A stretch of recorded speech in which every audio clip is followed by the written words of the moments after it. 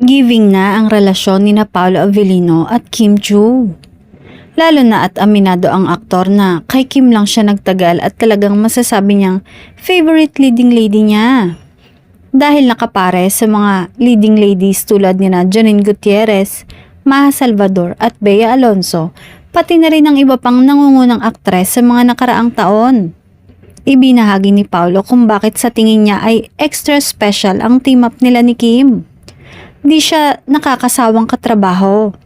Maraming rason ang hirap isa-isahin at mahirap ikumpara sa mga dati kong nakasama na leading lady.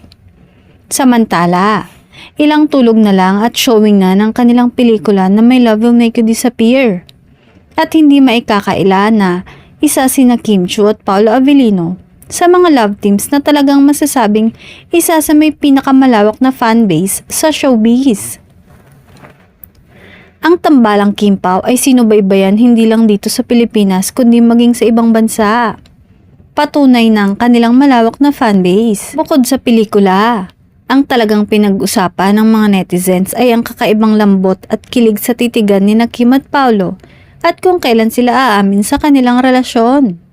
Sainga ng ilang fan, hindi nagsisinungaling ang mga mata.